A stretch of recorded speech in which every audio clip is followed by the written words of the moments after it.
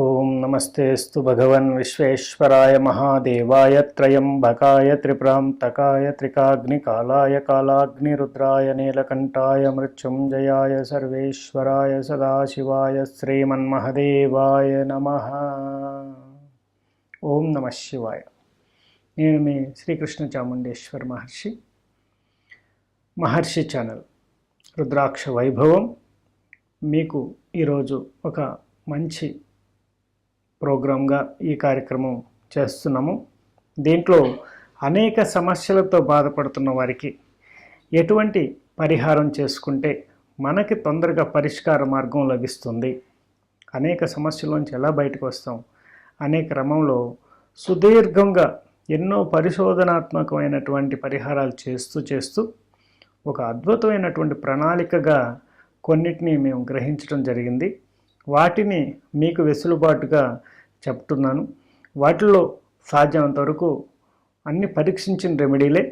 మీరు కూడా ఒకసారి ప్రయత్నం చేసి తద్వారా దానివల్ల మీకు మంచి ఫలితాలు వస్తే, దానివల్ల మీకు శుభాలు కలిగితే మా యొక్క ఈ ప్రోగ్రాంకి మంచి సార్థకత అనేది ఏర్పడినట్లుగా మేము భావిస్తాము. తప్పకుండా ఈ యొక్క రెమెడీస్లో చాలామంది వస్తుంటారు, చాలామంది ఏడుస్తుంటారు, చాలా సమస్యలు చెప్తుంటారు.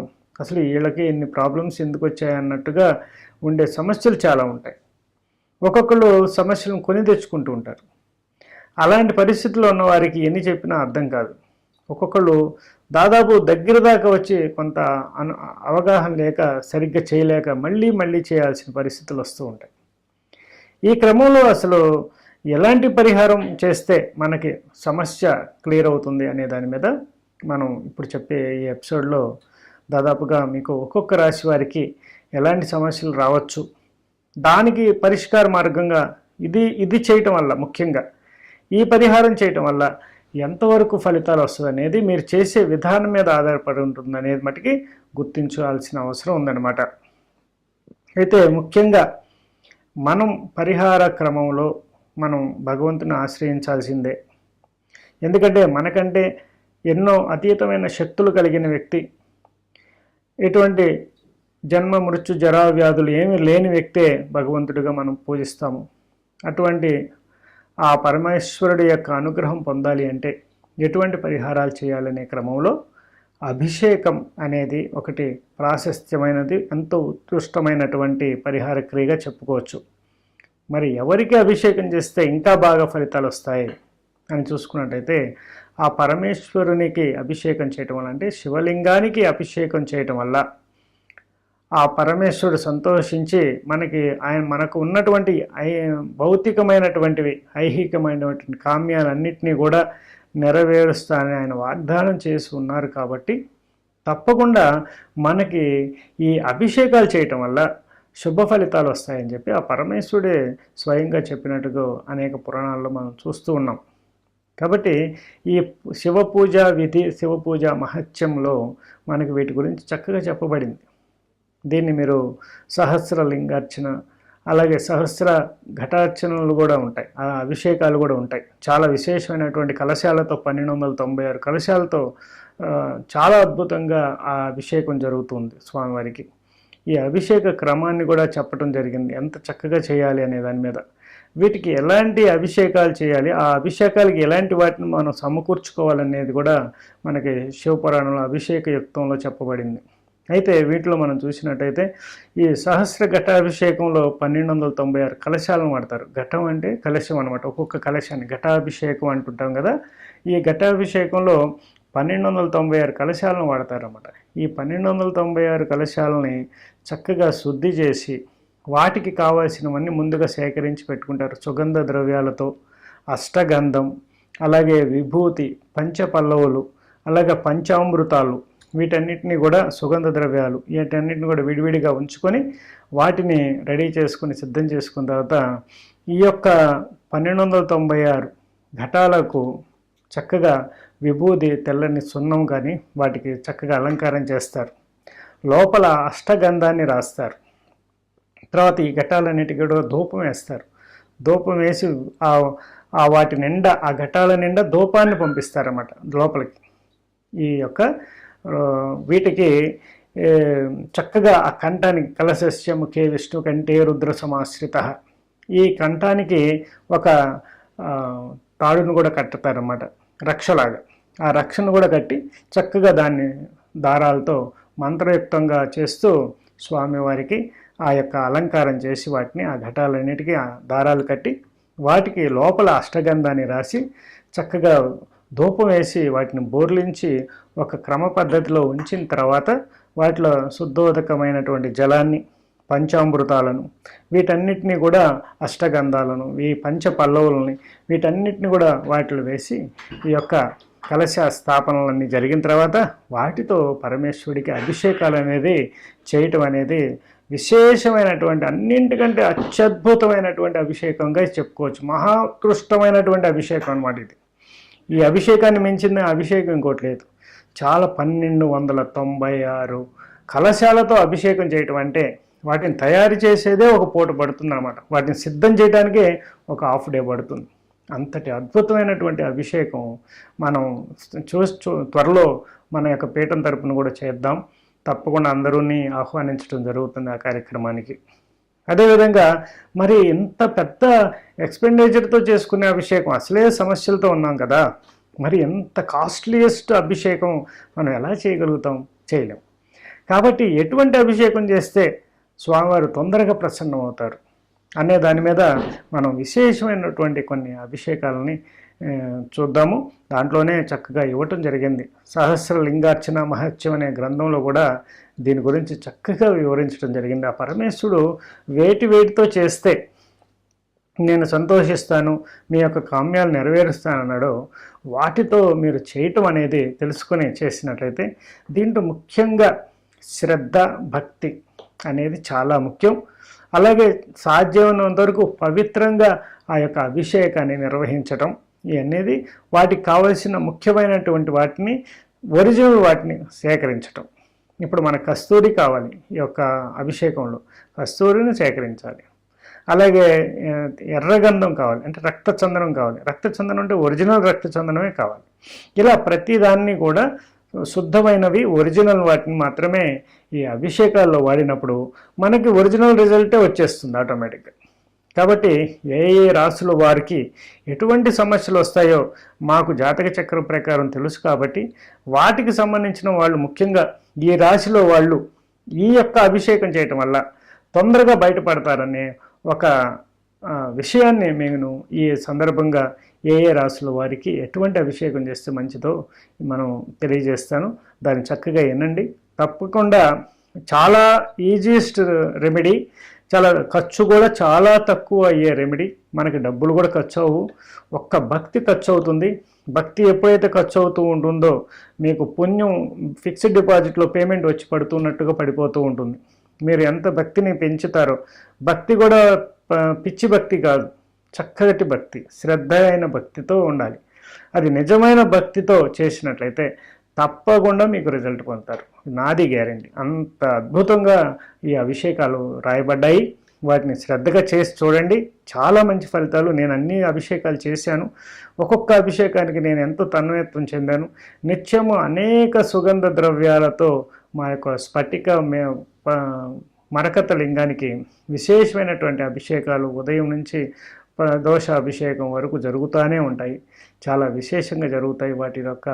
వాటిని నేను చేసినప్పుడే తన్మయత్వం చదివితే ఆ పరమేశ్వరుడు చేయించుకుంటున్న ఆయన ఇంకెంత తన్మయత్వం పొందుతాడో ఒకసారి ఆలోచించండి. చక్కగా చేయండి అభిషేకాలు. ఇంకేదైనా డౌట్ ఉంటే ఒకసారి కాల్ చేసి దానికి సంబంధించిన వివరాలు తెలుసుకోండి. లేకపోతే 1కి 2 సార్లు వినండి. మనం కావాల్సింది ముఖ్యమైనటువంటి వస్తువు మనం మట్టి, అంటే మృత్తిక అంటాం కదా, ఈ మృత్తికతోనే చేయాలి. మన సైకత లింగం అంటాం కదా, ఈ సైకత లింగాన్ని చేయడానికి పుట్టమట్టిని సేకరించండి. పుట్టమట్టి బయట దొరుకుతుంది, ఇప్పుడు కొంతమంది అమ్ముతున్నారు కూడా. వాటిని సహజంగా మీరు సేకరించుకొని పెట్టుకోండి పుట్టమట్టి. చక్కగా ఆ పుట్టమట్టితో ఏమేం కలిపి చేస్తే మంచి ఫలితాలు వస్తాయి అనేది నేను ఇప్పుడు ప్రతి ఎపిసోడ్లోనూ చెప్పడం జరుగుతుంది. కాబట్టి మూలకమైనటువంటి ద్రవ్యం అయితే పుట్టమట్టి, దీన్ని మనం స్టోర్ చేసి పెట్టుకోవాలి. తప్పకుండా ప్రతి అభిషేకాన్ని మీరు టచ్ చేసినా కూడా, అంటే మీరు ఈ 12 ఎపిసోడ్లు చక్కగా చూడటానికి ప్రయత్నం చేయండి. కాబట్టి దాంట్లో ప్రతి ఏదో మీకు అనుకూలంగా ఉన్న అభిషేకం టచ్ అయితే ఆ అభిషేకాన్ని చేసి చూడండి, చాలా మంచి ఫలితాలు పొందే అవకాశం అయితే ఉంటుందన్నమాట. అయితే దీనికి కొన్ని నియమాలు ఉంటాయి, అవి కూడా నేను చెప్తాను. దాని ప్రకారం చక్కగా చేసి చూడండి, చాలా మంచి ఫలితాలు పొందుతారు. సింహరాశి వారు, సింహరాశి అంటే మఖ, పుబ్బ, ఉత్తర నక్షత్రం 1వ పాదం. ఈ 9 పాదాల్లో జన్మించిన ఈ 3 నక్షత్ర జాతకులే సింహరాశి కిందకు వస్తారు. సింహరాశి అధిపతి సూర్యభగవానుడు రవి. కాబట్టి మనకి సూర్యుని యొక్క అనుగ్రహం పొందటానికి విశేషమైనటువంటి అభిషేకాలు, అలాగే జాతకరీత్యా కూడా అర్క దోషాన్ని పొంది ఉంటారు, అలాగే పితృదోషాలను పొంది ఉంటారు. అనేక విశేషమైనటువంటి యోగాలు అందుకోకుండా ఆగిపోతూ ఉంటారు. చాలా టాలెంట్ ఉంటుంది కానీ గుర్తింపు ఉండదు. ఇక్కడ ముఖ్యంగా సింహరాశి దోషంలో ఎక్కడ ఉంటుందంటే, దాదాపు చాలా టాలెంట్ ఉంటుంది కానీ వాళ్ళ దగ్గర మనీ కెపాసిటీ లేకపోయినా టాలెంట్ చాలా ఉంటుంది, గుర్తింపు చాలా ఉంటుంది, పదవిలో ఉండటం ఇలాంటివి జరుగుతుంటాయి అనమాట. వారు పర్సనల్గా చూస్తే మటుకి డబ్బు అనేది చాలా తక్కువగా ఉండే అవకాశం ఉంటుంది. అలాంటి వారి కోసం ఈ రెమెడీ చాలా బాగా ఉపయోగపడుతుంది. అలాగే సింహరాశి వారు లీడర్షిప్ క్వాలిటీస్ని బాగా పొంది ఉంటారు కాబట్టి వారిలో కొంత గర్వం కూడా ఉంటుంది, ధైర్యం ఉంటుంది, గర్వం ఉంటుంది, కోపం ఉంటుంది, ఇవన్నీ ఉంటాయి. మరి వీరు ఒక విధి విధానాలు పాటించి ఒక అద్భుతమైనటువంటి రెమెడీ కానీ చేసినట్టయితే చాలా వరకు విశేషమైనటువంటి ఫలితాలు వస్తాయి. మరి సింహరాశ్యాధిపతి అయినటువంటి రవి వల్ల అర్కదోషం కానీ కలిగినట్లయితే, అలాగే దీర్ఘకాలిక వ్యాధులతో మీరు బాధపడుతున్నా, అనేక రకాలైన అంటే మాటికి జ్వరాలు వస్తూ ఉంటాయి అన్నమాట. ఏదో విధంగా ఎప్పుడు అడిగినా జ్వరంగా ఉందండి, పడుకున్నాను, జ్వరంగా ఉందండి, రాలేను, జ్వరం వచ్చిందండి, నిన్న జ్వరం అండి, వాళ్ళంతా జ్వరం అండి, ఇట్లా చెప్తూ ఉంటారు. అలాగే దీనికి సంబంధించి అలాగే జాండిల్స్ అయినాయండి, ఇలా చెప్తూ ఉంటారు. సో ఇలా దీర్ఘకాలికమైనటువంటి వ్యాధులతో బాధపడుతున్నా, జ్వరాలతో బాధపడుతున్నా, అగ్నిమాంద్యంతో బాధపడుతున్నా, అల్సర్ ఇలాంటి వాటితో బాధపడుతున్నా, అనేక రకాలైనటువంటి ఈ యొక్క జట సంబంధించినవి, మనకి జటాగ్నికి సంబంధించినటువంటి ఆకలి లేకపోవడం, దప్పిక రాకపోవడం, పేగులన్నీ పూత రావటం, నోటి అల్సర్లు రావటం, ఇవన్నీ కూడా అర్కదోషానికి సంబంధించిన ఎఫెక్ట్స్లో ఉంటాయి అన్నమాట. మరి దీన్ని చల్లబరిచే విధంగా ఎటువంటి అభిషేకం చేస్తే శివ అనుగ్రహం వల్ల, సూర్యభగవానుడి యొక్క అనుగ్రహం వల్ల సింహరాశి వారికి మేలు జరుగుతుందనే దాంట్లో ఆ క్రమంలోనే మనం గమనించినట్లయితే విశేషమైనటువంటి అభిషేకం ఒకటి ఉందన్నమాట. అదే శ్రీగంధంతో స్వామివారికి అభిషేకం చేయటం. ఈ యొక్క శ్రీగంధాన్ని చక్కగా మీరు, శ్రీగంధం అని దొరుకుతుంది, తెల్లటి గంధపు చెక్క ముక్కలు దొరుకుతాయి, వాటిని సానరాయి మీద సాది దాని యొక్క లేపనాన్ని తీసుకొని, అలాగే మృత్తిక, మనం మట్టి ఉంటుంది కదా, ఆ మట్టిలో ఈ యొక్క మృత్తికలో ఆ యొక్క శ్రీగంధాన్ని మిక్స్ చేసి, అది గమ్మింగానే ఉంటుంది కాబట్టి శ్రీగంధం బాగా రాస్తే బాగా వస్తుంది. దాంట్లో మట్టిలో కలిపేసి ఆ యొక్క మృత్తికతో చేసినటువంటి శివలింగాన్ని వీరు 20 రోజులు చక్కగా అభిషేకం చేయమని చెప్పబడింది.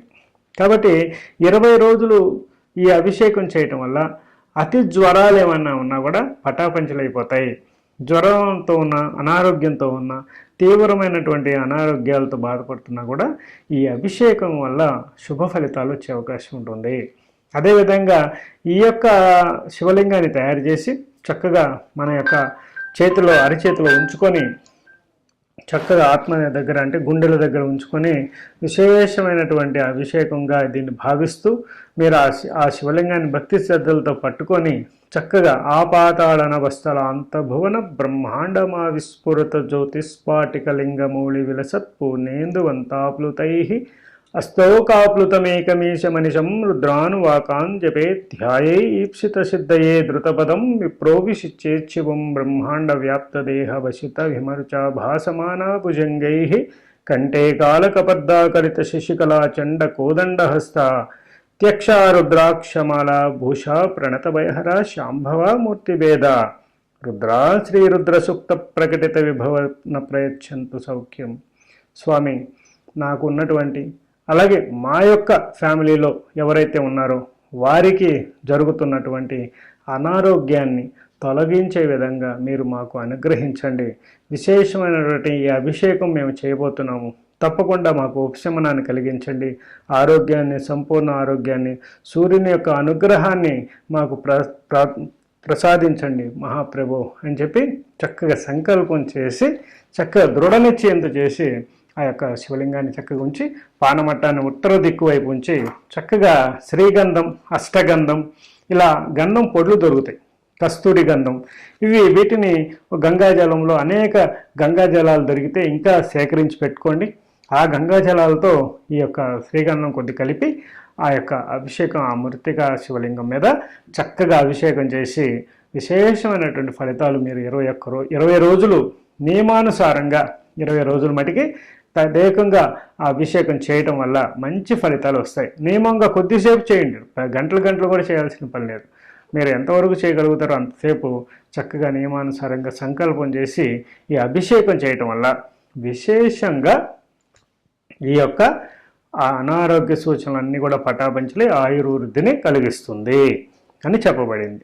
అలాగే ఈ యొక్క సింహరాశి వారు ఆదివారం కానివ్వండి, ఇక మనం ఇది కూడా చేయలేని పరిస్థితిలో ఉంటే, ఒకవేళ అవకాశం ఉంది ఇది కూడా చేస్తామంటే మీరు ఆదివారం కానీ ఒక సోమవారం నాడు కానీ అరసవల్లి సూర్య దేవాలయం శ్రీకాకుళం దగ్గర ఉంది కదా, ఆ యొక్క అరసవల్లి సూర్య దేవాలయంలోకి వెళ్ళి అక్కడ సుగంధ ద్రవ్యాలతో శ్రీగంధం యొక్క వీటితో అభిషేకాలు, కుంకుమ పువ్వుతో అభిషేకాలు కానీ చేయించినట్లయితే, క్షీరాభిషేకం చేయించినట్లయితే మంచి శుభ ఫలితాలు పొందే అవకాశం ఉంటుంది. ఈ అభిషేకం చేయటం వల్ల ఆరోగ్య సిద్ధిని కలిగిస్తుంది అన్నమాట. అలాగే ఆరోగ్యం భాస్కరాదిత్యేది అన్నారు కదా, అది అక్షర సత్యంగా మీరు చూస్తారనమాట. విశేషంగా ఈ యొక్క అభిషేకం చేయండి. మాస శివరాత్రి రోజు కూడా చేయొచ్చు, ఆదివారం నాడు చేయొచ్చు, సోమవారం చేయొచ్చు, లేకపోతే పౌర్ణమి రోజు కూడా చేసినా కూడా చాలా శుభ ఫలితాలు వచ్చే అవకాశం ఉంది. ఇది కూడా కొద్దిగా ప్రయాణం చేసి వెళ్ళాలి కాబట్టి దగ్గరలో ఉన్నవారైతే ఇప్పుడు ఈ రెమెడీ మటుకి ఆరోగ్యపరంగా చేయడానికి ప్రయత్నం చేయండి. ఎందుకంటే మాకు ఆల్రెడీ ఎప్పుడు చేయిస్తూనే ఉంటామండి, ఎప్పుడు చేయిస్తుంటాం మీరు చెప్పింది, మరి మాకు పెద్దగా ఏం ఉపయోగం ఏం కనపడలేదు అనకండి. తప్పకుండా మీరు చేసే విధానంలో ఏదో లోపం ఉంది, దాన్ని సరి చేసుకోండి. ఇప్పుడు నేను చెప్పిన విధంగా చేయడానికి ప్రయత్నం చేయండి, తప్పకుండా మంచి ఫలితాలు వస్తాయి. దీంట్లో కస్తూరి, కుంకుమ పువ్వు, సుగంధ ద్రవ్యాల పొడిని కూడా ఆ స్వామివారికి అభిషేకంలో వాడినట్టయితే కూడా మంచి శుభ ఫలితాలు వచ్చే అవకాశం ఉంటుంది. శుభం భవతు. అలాగే సింహరాశి వారు ఈ రెమెడీ చేయటం వల్ల ఆరోగ్యంతో పాటు పదవి, కీర్తి ప్రతిష్టలు, ఇంకా అనేక రకాలైనటువంటి విశేషాలు ఈ యొక్క అనుగ్రహం వల్ల కలుగుతుందన్నమాట.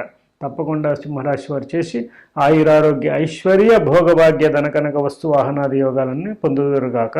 శుభం భవతమే సదాశివం.